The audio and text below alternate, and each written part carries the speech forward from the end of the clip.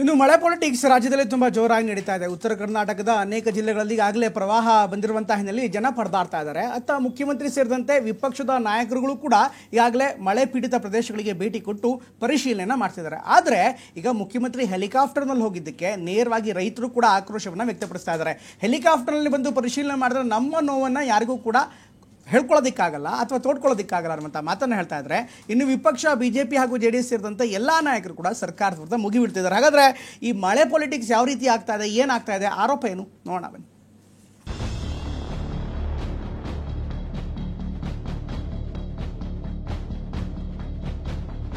ಪದೇ ಪದೇ ನೀವು ಕೇಂದ್ರ ಸರ್ಕಾರದ ಜೊತೆ ಘರ್ಷಣೆಗೆ ಹೋಗಬೇಡಿ. ಕುಮಾರಸ್ವಾಮಿ ಅವರು ಅದು ಹೇಳಿರ್ತಕ್ಕಂಥದ್ದನ್ನ ಸ್ವಾಗತ ಮಾಡ್ತೀನಿ. ಆಗ ನಾವು ಸುಪ್ರೀಂ ಕೋರ್ಟ್ಗೂ ತಗೋಬೇಕಾಗ್ಬೋದು.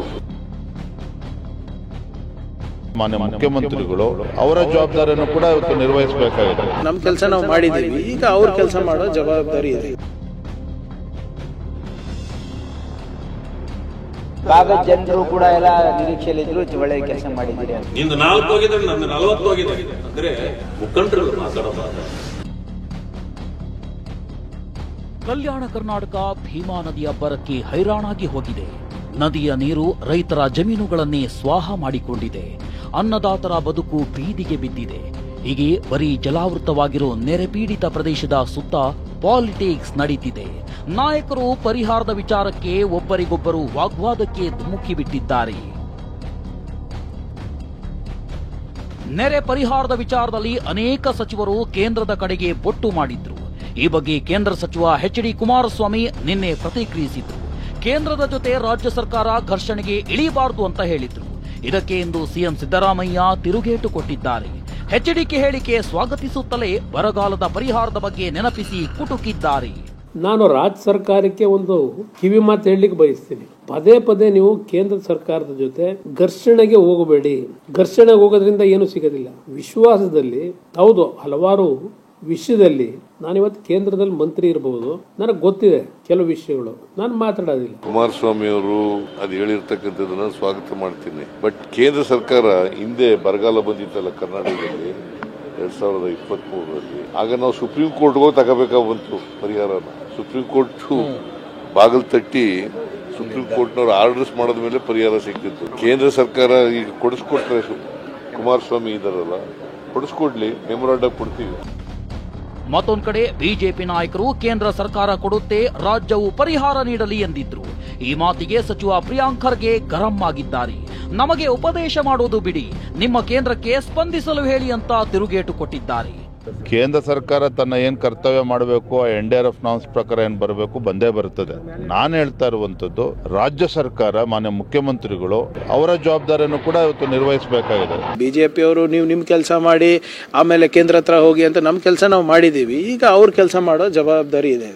ಸೊ ನಮಗೆ ಉಪದೇಶ ಮಾಡೋದು ಬಿಟ್ಟು BJP ಅವರು ಕೇಂದ್ರ ಸರ್ಕಾರದಾಗೆ ಸ್ವಲ್ಪ ಸ್ಪಂದಿಸ್ಲಿಕ್ಕೆ ಹೇಳಬೇಕಾಗ್ತದೆ. ನಾನು ಹೇಳ್ದಂಗೆ ಅವರು ನಮ್ಮ ಮೇಲೇನು ಉಪಕಾರ ಮಾಡ್ತಾ ಇಲ್ಲ, ಅವರು ನಮ್ಮ ಕನ್ನಡಿಗರ ಬೇವರ ಬೆಲೆಯನ್ನು ಕಟ್ಟುವ ಸಮಯ ಬಂದಿದೆ ಅಂತ ನಾನು ಹೇಳ್ತಾ ಇರೋದು ಅಷ್ಟೇ. ಸದ್ಯ ಅನಾರೋಗ್ಯಕ್ಕೀಡಾಗಿರೋ AICC ಅಧ್ಯಕ್ಷ ಮಲ್ಲಿಕಾರ್ಜುನ ಖರ್ಗೆಯನ್ನ ಸಿಎಂ ಭೇಟಿ ಮಾಡಿದಾಗ ನೆರೆ ವಿಚಾರದ ಬಗ್ಗೆ ಮಾತನಾಡಿದ್ರಂತೆ. ಈ ಬಗ್ಗೆ ವೈದ್ಯಕೀಯ ಶಿಕ್ಷಣ ಸಚಿವ ಶರಣ ಪ್ರಕಾಶ್ ಪಾಟೀಲ್ ಖರ್ಗೆ ಆರೋಗ್ಯ ವಿಚಾರಿಸಿದ ಬಳಿಕ ಮಾಹಿತಿ ನೀಡಿದ್ರು. ಇನ್ನು ಈ ಹಿಂದೆ ಖರ್ಗೆ ಬಳಿ ರೈತ ಪರಿಹಾರಕ್ಕೆಂದು ಬಂದಾಗ ಆಡಿದ ಮಾತನ್ನೇ ನೆನಪಿಸಿ ಛಲವಾದಿ ನಾರಾಯಣಸ್ವಾಮಿ ತಿರುಗೇಟು ಕೊಟ್ರು.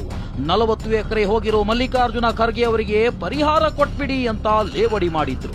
ಫ್ಲಡ್ ವಿಚಾರಕ್ಕೆ ಕೇಳಿದ್ರು, ಯಾಕಂದ್ರೆ ನಮ್ಮ ಭಾಗದಲ್ಲಿ ಬಹಳ ದೊಡ್ಡ ಪ್ರಮಾಣದಲ್ಲಿ ಫ್ಲಡ್ ಆಗಿದೆ, ಹಾಗಾಗಿ ನೀವು ಅದೇ ಪರಿಹಾರ ಕೊಡಬೇಕು ಅಂತ ಆಲ್ರೆಡಿ ಅನೌನ್ಸ್ ಮಾಡಿದೀವಿ ಅಂತ ಮುಖ್ಯಮಂತ್ರಿ ಹೇಳಿದ್ರು. ಧನ್ಯವಾದಗಳು ಕೂಡ ಹೇಳಿದ್ರು, ಅವ್ರು ಒಳ್ಳೆ ಮಾಡಿದ್ದೀರಿ, ಯಾಕಂದ್ರೆ ನಮ್ಮ ಭಾಗದ ಜನರು ಕೂಡ ಎಲ್ಲ ನಿರೀಕ್ಷೆಯಲ್ಲಿದ್ರು, ಒಳ್ಳೆ ಕೆಲಸ ಮಾಡಿದ್ದೀರಿ ಅಂತ ಕೂಡ ಹೇಳಿದ್ರು. ಹೆಚ್ಚು ಗೌರವಿಸ್ತಕ್ಕಂತ ವ್ಯಕ್ತಿ ಅಂತಂದ್ರೆ ಈ ಭಾಗದಲ್ಲಿ ಮಾನ್ಯ ಮಲ್ಲಿಕಾರ್ಜುನ್ ಖರ್ಗೆ ಅವರು. ಯಾರೋ ಹೋದ್ರು, ನಂದು 4 ಎಕರೆ ತೊಗರಿ ಎಲ್ಲ ಹಾಳಾಗ್ಬಿಟ್ಟಿದೆ ಸ್ವಾಮಿ, ನನಗೇನೋ ಇದು ಬಂದಿದೆ. ಏನಪ್ಪ 6 ಎತ್ತೊಳಗೆ 3 ಎತ್ತೊಳಗೆ ಪಾಠ ಹೇಳ್ದಂಗೆ ಹೇಳ್ತೀಯ, ನಿಂದು 4 ಹೋಗಿದ್ರೆ ನಂದು 40 ಹೋಗಿದೆ ಅಂದ್ರೆ ಮುಖಂಡರುಗಳು ಮಾತಾಡೋ ಮಾತಾಡಿ. 40 ಹೋಗಿದೆ ಅಂತಂದ್ರೆ ನಾನು ಮಾನ್ಯ ಮುಖ್ಯಮಂತ್ರಿಗಳಲ್ಲಿ ಮನವಿ ಮಾಡ್ತೇನೆ, ಆ 4 ಹೋಗಿರೋ ವ್ಯಕ್ತಿಗೆ ಒಂದು ದಿನ ನಿಧಾನ ಆದ್ರೂ ಪರವಾಗಿಲ್ಲ, ನೀವು ಕಾಂಪನ್ಸೇಷನ್ ಕೊಡೋದು. 40 ಕಳ್ಕೊಂಡಿರೋ ಮಾನ್ಯ ಮಲ್ಲಿಕಾರ್ಜುನ್ ಖರ್ಗೆ ಅವರಿಗೆ ಮೊದಲು ಪರಿಹಾರ ಕೊಟ್ಬಿಡಿ. ರಾಜಕೀಯ ನಾಯಕರ ನಡುವೆ ಪ್ರವಾಹದ ಪಾಲಿಟಿಕ್ಸ್ ನಡೀತಿದೆ. ಆದರೆ ಅನ್ನದಾತರು ಮಾತ್ರ ಸಂಕಷ್ಟದಲ್ಲಿ ಬೇಯುತ್ತಿದ್ದಾರೆ. ಯಾದಗಿರಿಯ ರೈತರು ಬೆಳೆ ಕಳೆದುಕೊಂಡು ಕಂಗಾಲಾಗಿದ್ರೆ ಸಚಿವರು ನಮ್ಮ ಬಳಿ ಬಂದು ಅಳಲು ಆಲಿಸಿಲ್ಲ ಅಂತ ಆಕ್ರೋಶ ಹೊರಹಾಕಿದ್ದಾರೆ. ವಿಮಾನದಲ್ಲಿ ಬಂದು ವೈಮಾನಿಕ ಸಮೀಕ್ಷೆ ಮಾಡಿಕೊಂಡು ಬಂದಿದ್ದಾರೆ. ಇಲ್ಲಿ ರೈತರ ಸಮಸ್ಯೆಯನ್ನು ಪರಿಹರಿಸಬೇಕಾಗಿತ್ತು, ಅವರು ಬಂದಿಲ್ಲ. ನಮ್ಮ ಕಷ್ಟವನ್ನು ಕೇಳಬೇಕಾಗಿತ್ತು. ಆದರೆ ಇಲ್ಲಿ ಕಂದಾಯ ಸಚಿವರು ಬಂದಿಲ್ಲ, ಕೃಷಿ ಸಚಿವರು ಬಂದಿಲ್ಲ, ಯಾರು ಈ ನಮ್ಮ ಯಾದಗಿರಿ ಡಿಸ್ಟಿಕ್ ಒಬ್ಬರು ಬಂದಿಲ್ಲ.